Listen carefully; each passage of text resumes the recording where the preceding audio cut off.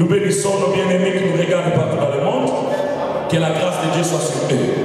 Amen, amen. Amen. J'ai une bonne nouvelle à vous annoncer. Et c'est le thème de ce message.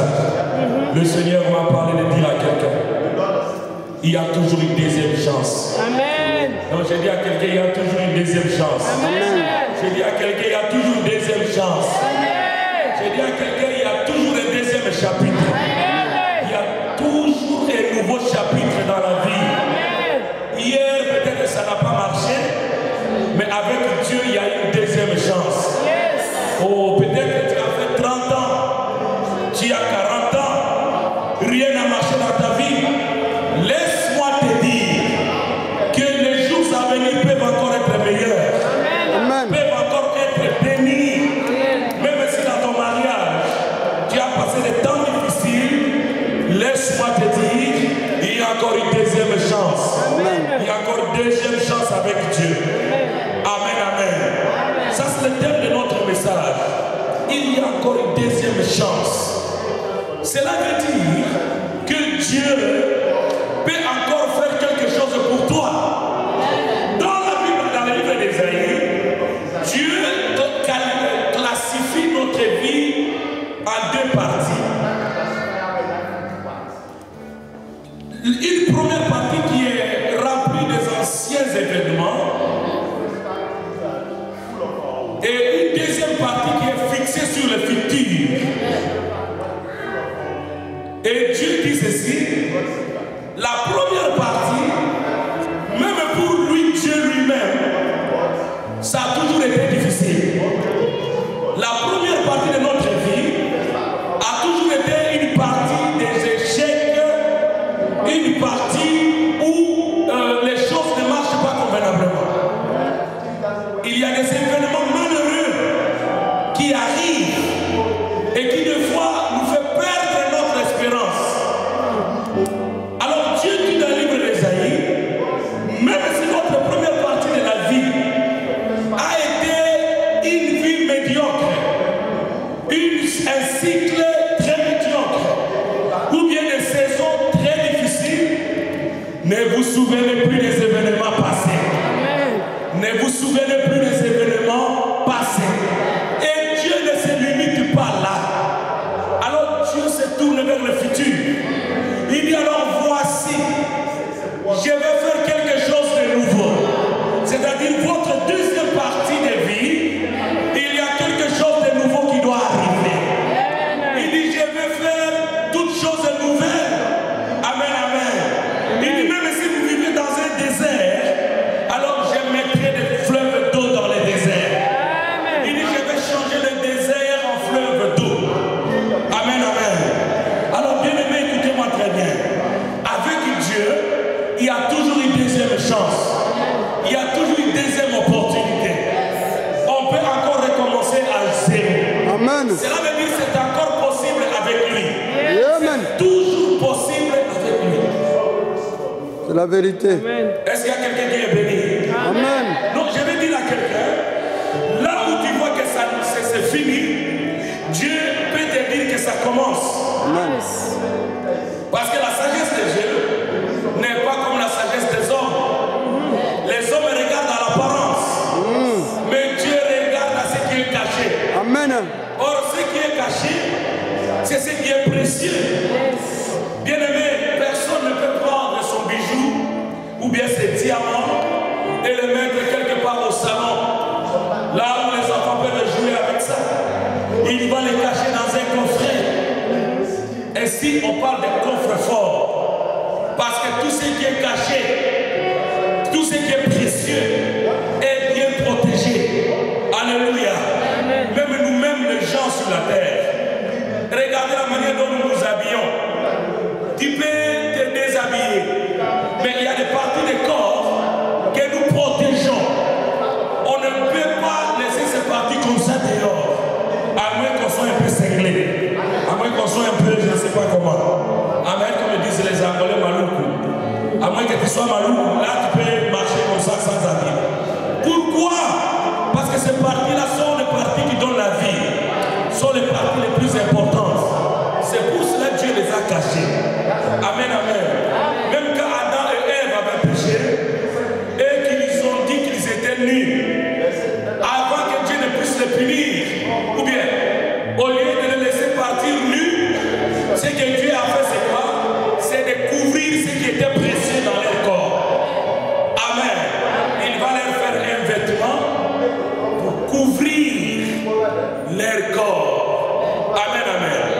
ce qui est précieux a toujours été protégé. Et des fois, tu ne peux pas le voir. Et c'est Dieu qui le voit. Laissez-moi dire à quelqu'un, notre vie est comme sous une enveloppe. Vous savez, l'enveloppe, bien-aimée, a toujours gardé quelque chose à l'intérieur. Ça garde quelque chose à l'intérieur. Si tu n'ouvres pas l'enveloppe, tu ne peux pas voir ce qu'il y a à l'intérieur. Amen, amen, amen. Il en est ainsi de notre vie. Le corps que nous voyons, c'est une enveloppe. Mais la vraie personnalité, notre vraie personne est cachée à l'intérieur. Et la Bible dit, en réalité dans l'homme, c'est l'esprit. L'esprit. Alléluia. Donc les choses qui sont cachées, elles sont cachées parce qu'elles sont précieuses. Et la Bible dit, les choses cachées sont à Dieu. Et Dieu vient te dire aujourd'hui que parce que j'ai un dépôt de bonnes choses cachées, que toi tu ne vois pas, que toi tu ne peux pas percevoir, moi je te dis qu'il y a encore une deuxième chance pour toi. Il y a encore une deuxième opportunité pour toi. Ça veut dire que Dieu ne va pas puiser dans ton passé, mais Dieu va puiser dans ton futur. Dans les choses qu'il a gardées pour toi.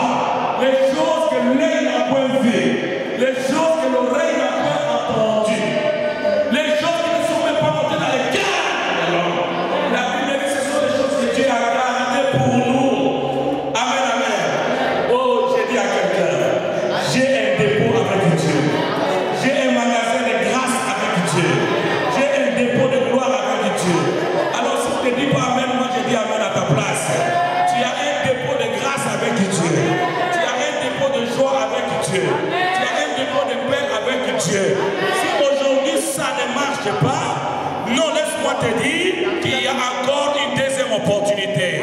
Il y a encore une deuxième chance. Parce que notre Dieu, c'est un Dieu de possibilités. La Bible dit, rien n'est impossible à lui. Amen, amen. Si Dieu n'avait pas de bons plans pour nous, alors il n'est pas Dieu. Pourquoi nous l'adorons? Pourquoi nous le servons? En parlant à Jérémie, il dit, je connais le projet que j'ai formé pour toi. Oh my God. Jérémie, lorsqu'il se regardait, Jérémie se voyait pauvre. Jérémie se voyait un enfant. Jérémie se voyait démuni, incapable de faire quelque chose, condamné à échouer, condamné à rester célibataire. Non seulement Jérémie, mais aussi le peuple d'Israël, qui était en captivité, il se voyait inutile, abandonné par Dieu. Mais Dieu vient dire à Jérémie le prophète, comme il m'envoie ce matin pour quelqu'un. Dieu vient dire à Jérémie, je connais le projet que j'ai formé pour vous. My God. Bien-aimé, écoute-moi bien. Ton père peut-être avait formé de bons projets pour toi. Et c'est vrai, il y en a qui sont ici en Europe parce que son père ou sa soeur ou son grand frère l'a envoyé en Europe, lui a payé le billet à cause du projet qu'il avait formé pour lui. Mais écoutez-moi bien aimé, quelqu'un peut former de bons projets pour toi avec un bon cœur, un bon cœur. Mais comme il est une personne humaine, il peut aussi mourir. Et les projets peuvent aussi mourir. Mais Dieu ne meurt pas. S'il forme un projet pour quelqu'un, le projet demeure éternellement. Pour cela la Bible dit, c'est la bénédiction de l'Éternel qui enrichit et ne s'en fait suivre d'aucun chagrin. Alors j'ai dit à quelqu'un, il y a encore une deuxième chance, il y a encore une deuxième opportunité. Si à l'école aujourd'hui ça n'a pas marché, demain ça marchera. Alléluia. Alléluia. J'ai déjà vu des gens qui étaient mariés. Le mariage était complètement détruit. Ils n'avaient plus d'espérance. Mais avant de mourir, ils se sont remariés avec des présidents de république. Je parle de la femme comme Graça Machel, qui s'est mariée avec Nelson Mandela. Elle n'avait plus d'espérance. Il s'est marié avec un président de la République. Parce que notre Dieu, c'est le Dieu de la deuxième chance. C'est le Dieu de la deuxième opportunité. Alléluia. Le ministère a toujours deux étapes. Il y a être humilié. Il y a un temps pour tout perdre. Mais il y a aussi un temps pour entrer dans la gloire du ministère. Amen. Même Jésus lui-même, alléluia. Amen. La Bible dit qu'il a fait 3 ans. Pierre nous le dit dans Acte 10, 37. Pierre dit ceci: vous connaissez Jésus de Nazareth qui allait de ville en ville, faisant du bien et guérissait tous ceux qui étaient sous l'empire de Satan.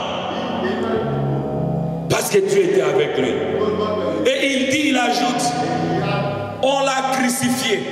C'est-à-dire la première étape de la vie de Jésus, il a fait du bien, mais ses biens étaient partis dans l'eau. On l'a crucifié et il était mort. Mais parce qu'il croyait à un Dieu vivant, Dieu a fait encore une nouvelle histoire avec lui. Après 3 jours dans le tombeau, il est ressuscité du tombeau et Pierre dit que Dieu l'a ressuscité des morts et qu'il est assis à la droite du Dieu Père. Amen. Alléluia. J'ai dit à quelqu'un, il y a une deuxième chance. Amen. Il y a une deuxième opportunité. Amen. Tu peux encore monter avec ce Dieu. Alors, bien aimé, là où nous venons de lire, je commence avec l'histoire de Naomi. Naomi signifie quoi? Naomi signifie beauté. Naomi signifie agréable. Naomi signifie éclat. Naomi signifie ce qui fait du bien. Naomi signifie grâce. Alléluia. Amen. Elle était mariée à un homme qui avait une bonne famille. Et voyez-vous, à cause des difficultés de la vie, ils ont quitté Bethléem. Bethléem signifie la maison de pain. La maison de pain, là où il y a le pain. Amen. C'est-à-dire la maison de la nourriture. Mais dans la maison de pain, il y avait la famine. Parce qu'il n'y avait plus la pluie. Dans cette maison de paix à Bethléem.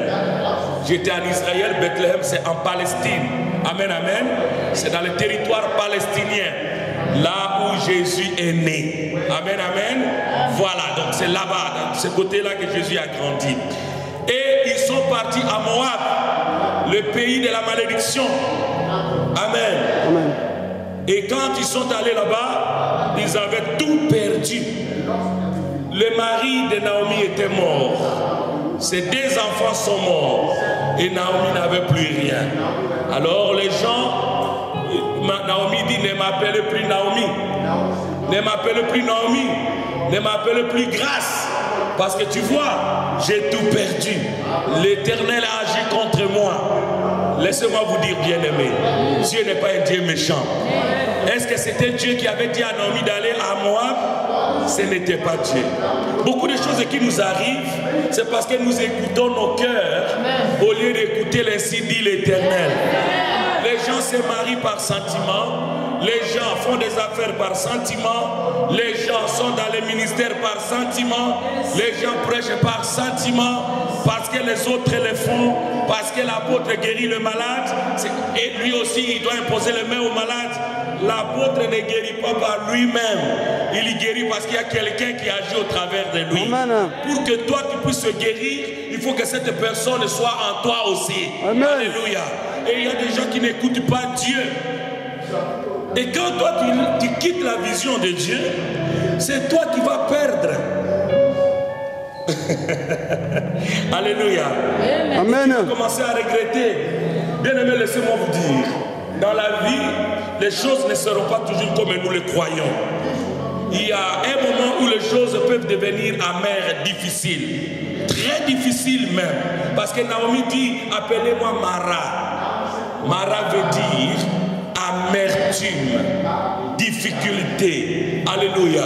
Il dit, voilà mon nom. C'est comme ça mon nom. Amen, amen. Dans la vie, bien-aimée, chacun a son Mara. Dis à ton voisin, chacun a son Mara. Chacun a son Mara. Chacun a son Mara. Chacun a son Mara. Tu as aussi ton Mara. J'ai aussi mon Mara. Peut-être mon Mara c'est fini. Peut-être quelqu'un qui nous regarde, il est dans son Mara. Alléluia. Même les enfants d'Israël, ils venaient de vivre un miracle extraordinaire. Amen. Amen. Dieu avait séparé la mer rouge en 2 parties. Amen. Ils étaient contents. Ils ont glorifié Dieu. En dépassant la mer Rouge, ils ont loué le Seigneur. Mais la Bible me dit, ils avaient faim. Qu'est-ce qui s'est passé dans leur vie? Ils sont arrivés à Mara. Alléluia. Dieu peut te bénir aujourd'hui. Les portes peuvent être ouvertes. Les gens peuvent t'acclamer. Ça, c'est la première étape de ta vie. C'est la première gloire. Les gens peuvent t'acclamer. Tout peut être bien. Tu lèves les yeux vers le ciel et tu dis béni soit l'Éternel. Le Dieu qui m'a mis au large. Le Dieu qui m'a fait du bien. Mais attention, il y a Mara devant toi. Alléluia. Et quand Mara arrive, il y a des soucis dans notre cœur. Et ceux qui n'ont pas la foi en Dieu abandonnent. Parce que l'homme intérieurement n'aime pas la souffrance. Est-ce qu'il y a quelqu'un qui aime la souffrance ici? Non! Moi je n'aime pas souffrir. J'aime être heureux. Je veux vivre en paix. Alléluia. Comme j'ai toujours dit à ma femme, je veux vivre tous les jours comme si c'est le seul jour qui me reste. Ne complique pas ma vie. Je veux être heureux. Même quand je mange, je ne mange pas à peu près. Mais je mange la meilleure soupe. Je mange bien. Alléluia. Parce que je crois au bonheur de la vie. Alléluia. Avec ce que tu as, tu peux rendre ta vie meilleure, mon frère, ma soeur. Amen. Même dans les difficultés, tu peux rendre ta vie meilleure. Tu n'as pas besoin des avions pour être heureux. Tu n'as pas besoin des grands travaux pour être heureux. Avec les 20 euros que tu as, tu peux manger aussi bien. Alléluia. Et voilà Mara devant les enfants d'Israël. Et les enfants d'Israël ont perdu la foi. Parce que quand ils ont voulu boire de l'eau, l'eau était amère. Alors, ils ont crié vers l'Éternel. Amen. Et Dieu voulait leur montrer qu'il est le Dieu de la deuxième chance. Il est le Dieu de la deuxième opportunité. Et quand Dieu a entendu leur cri, Dieu dit à Moïse, Moïse, prends un arbre et mets-le dans l'eau. Alléluia. Mets cela dans l'eau, l'eau sera purifiée. Et quand Moïse a fait cela, l'eau était devenue douce. Alléluia. Dieu a transformé l'amertume en joie, en grâce. Cet arbre n'est autre que Jésus-Christ de Nazareth. Quand il intervient dans ta vie, il change l'histoire de la vie. Il change ton histoire ancienne.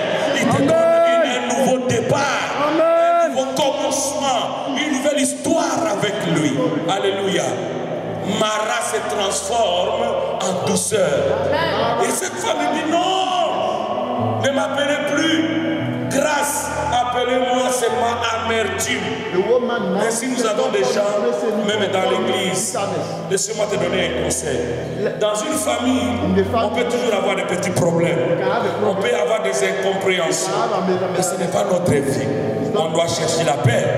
La Bible dit chercher la paix avec tous. Si cela ne dépend de vous, soyez en paix avec tous. Si cela n'est pas seulement de toi. Amen, amen. Amen. Tu ne peux pas garder quelque chose que ton frère t'a fait il y a une année passée et tu l'as gardé dans ton cœur. Là, tu es encore dans le maras. Amen. Tu es encore dans le maras. J'étais parti quelque part pour encourager un couple la semaine passée, je crois bien. Et le monsieur me dit, tu vois le problème de mon épouse, c'est quoi? C'est que chaque fois qu'on se chamaille, il me rappelle la gifle que je lui ai donnée il y a 15 ans. Et puis je lui demande pardon tous les jours pour cette gifle-là. Et puis quand nous sommes en paix, il n'en parle pas. Quand on a un petit problème, souviens-toi, tu m'as frappé il y a 15 ans. Alléluia. Amen. Non, bien aimé, la Bible dit, il y a un temps pour faire la guerre, mais il y a un temps aussi pour faire la paix. Il y a un temps pour faire la paix, il y a un temps pour vivre heureux. Amen, amen. Vous savez, il y a des gens, même dans l'église, il y a des gens qui avaient quitté l'église, mais quand je les rencontre, nous parlons, nous sommes là, je les salue, je les appelle au téléphone. Alors les gens sont étonnés, et même ils sont étonnés. Alors l'autre me dit, je ne pensais même pas que tu pouvais m'appeler. Je dis, mais je n'ai pas un problème avec toi. Je n'ai pas un problème avec toi. Moi, je ne vis pas dans le système de Mara. Moi, je vis dans le système de Naomi. Toujours grâce. Amen. toujours abondance, toujours joie. Alléluia.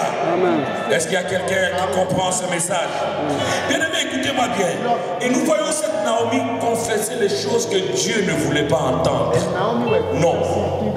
Dieu n'a pas détruit sa vie. Dieu est tellement bon qu'il ne peut pas détruire la vie de quelqu'un comme ça. Il peut te passer par une épreuve, mais derrière l'épreuve, il y a toujours le relèvement. Tu peux tout perdre avec Dieu, mais tu peux tout retrouver encore. Alléluia. Et dans ce même livre, nous voyons à la fin, chapitre 4, je crois, on va voir qu'au travers de Ruth, Naomi a un enfant, un héritier. Amen. Et les femmes sont venues vers elle pour lui dire, Naomi, tu as dit que tu étais amère, que tu étais mara. Et regarde aujourd'hui ce que l'Éternel a fait pour toi. Il lui dit, béni soit l'Éternel, le Dieu Tout-Puissant, qui t'a donné un héritier, Naomi. Et Naomi a pris le bébé entre ses mains. Le bébé a restauré son cœur.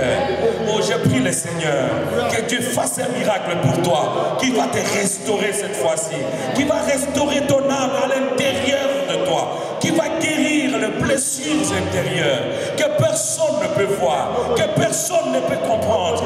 Nous te regardons, peut-être nous te condamnons par rapport à ton caractère, par rapport à ton comportement, par rapport à tes agissements. Nous te jugeons mal, mais nous ne savons pas comment tu as mené ta vie, quelles sont les blessures que tu as reçues, quelles sont les difficultés que tu as vues. C'est peut-être à cause de ça aujourd'hui que tu as perdu l'espérance. Il y a des gens même que leurs propres parents les ont maudits, leurs propres mamans les ont maudits, ils ont parlé de mauvaises choses. Bien aimé, cela fait mal dans le cœur. Mais je vais te dire une chose, Dieu est encore capable de faire quelque chose de nouveau, de te restaurer, de te donner une nouvelle dimension, une nouvelle espérance et de commencer une nouvelle histoire avec toi. Amen. Alléluia.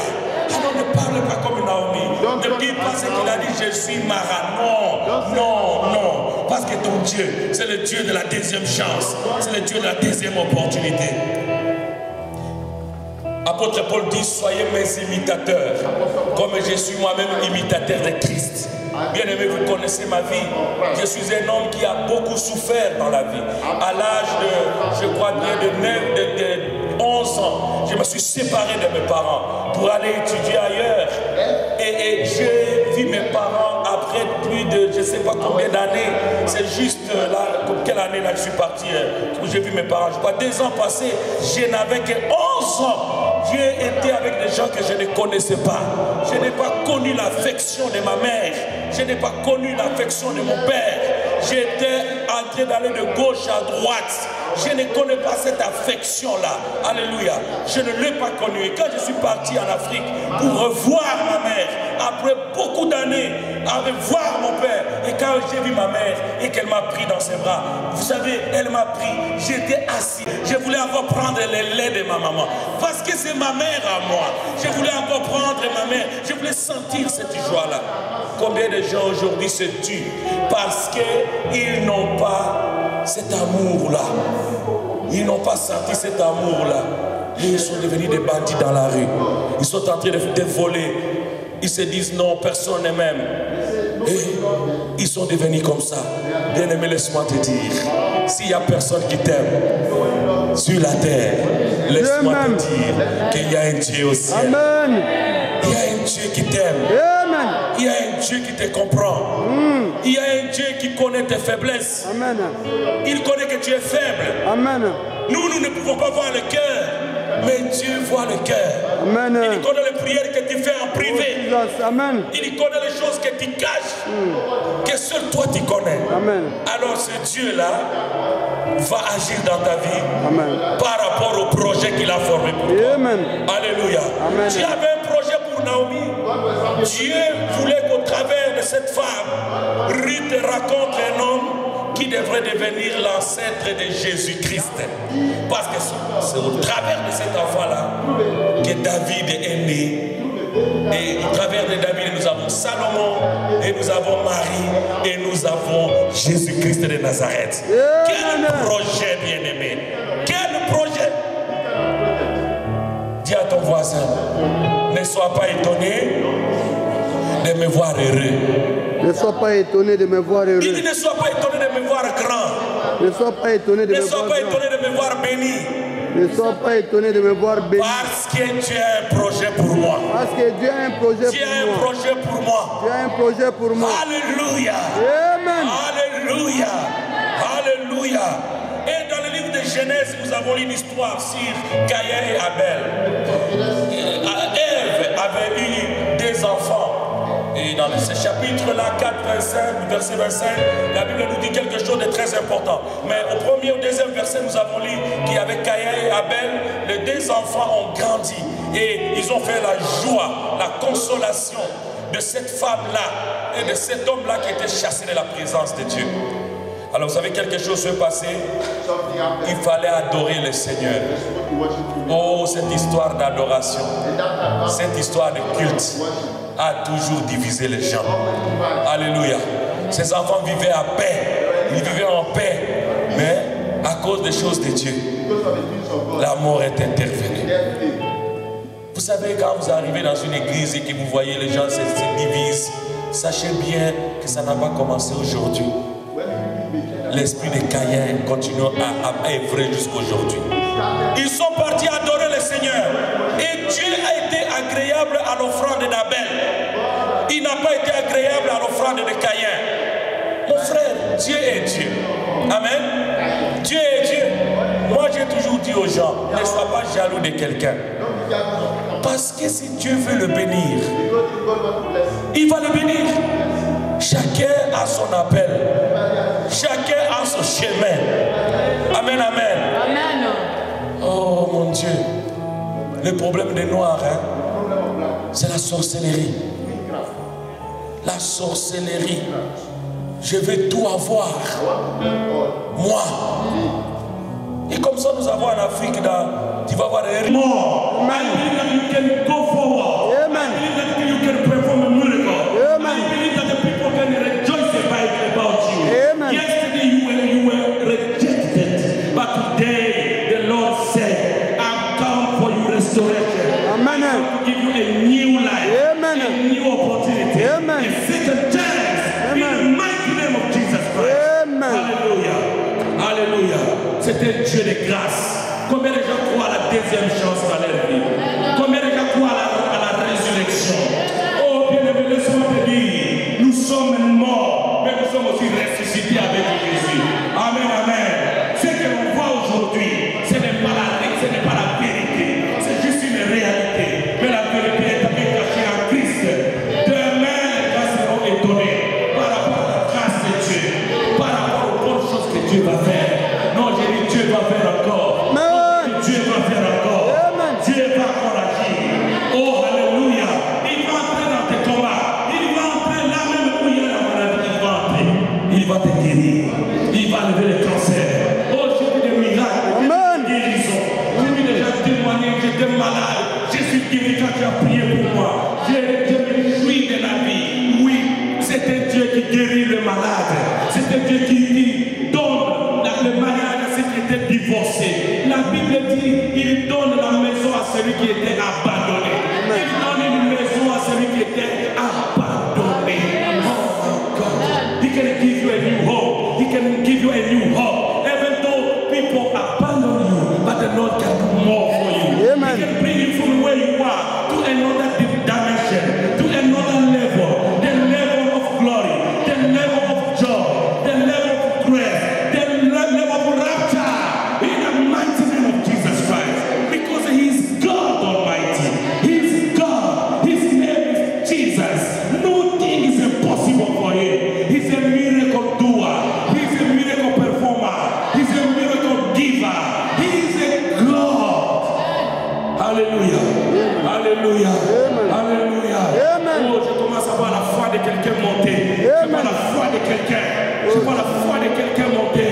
J'ai dit à quelqu'un que ton rêve va devenir réalité. Amen. Ça peut devenir encore réalité. Amen. Ça va devenir à cause de ce Dieu-là. N'abandonne pas. N'abandonne pas. N'abandonne pas. Alléluia. Oh, dans la Bible, il est écrit même la stérile accouche 7 fois. Même la stérile peut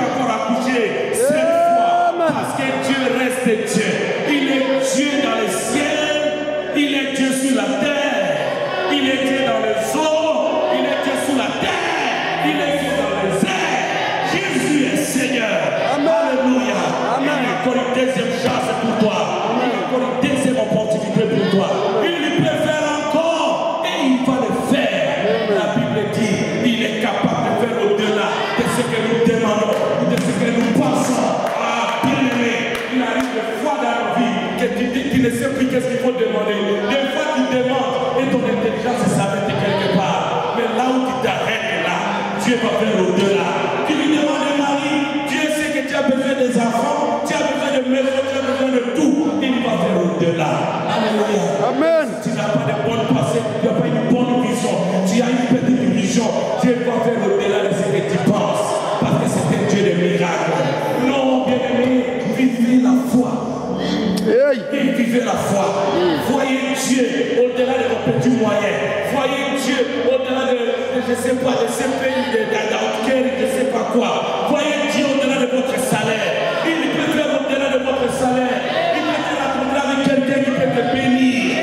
Oh, alléluia. Oui, c'est le même Dieu qui t'a répondu quand tu l'avais invoqué à ce temps-là. C'est le même Dieu qui peut te bénir maintenant.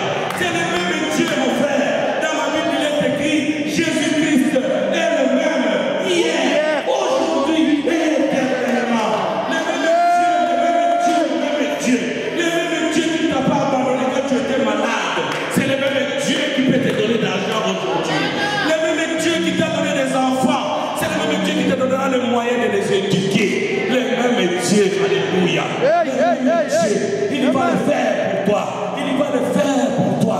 Il va le faire. Ah, Shakaria Basanda Baba. It is the same God, not another God. The same God who blessed you yesterday, He's gonna bless you again. Because He's the same. He can't change. He's the same God. Yesterday He blessed you, you life. Yesterday He brought you from your country to where you are now. Yesterday He gave you children. He can give you money you are looking for. He can give you again the peace you are looking for. Because He is God. He is the same now. Il est le même maintenant. Jésus est le même maintenant. Alléluia. C'est le même Dieu, frère. Ce n'est pas un autre Dieu. C'est le même. Quand tu étais dans les combats, oh, il y a un verset que j'aime beaucoup dans la Bible. Il dit, dans ma détresse, tu m'as mis au large. C'est au moment où moi j'ai crié, oh non, tu as fait quelque chose d'extraordinaire. Alléluia. Tu m'as enlevé l'amertume de mon cœur. Tu as fait quelque chose. Oui, bien-aimé. Il est sur le point de faire quelque chose de nouveau. Et c'est une parole prophétique. Une parole prophétique qui veut dire Dieu a parlé, l'homme a entendu et il est dit de la part de l'Éternel. Il a guéri, il te guérira maintenant. Il te guérira encore maintenant. Lève-toi là où tu es. Là, je communique la grâce de Dieu.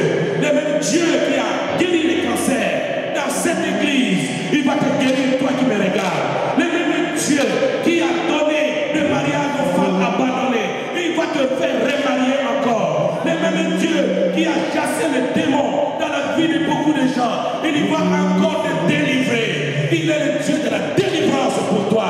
Il est le Dieu qui guérit. Là où tu es, reçois ta guérison. Tu peux encore régner. Tu peux encore vivre la victoire. Tu peux encore vivre la paix. Au nom puissant de Jésus. Commencez à l'adorer. Commencez à l'adorer. Just give him praise.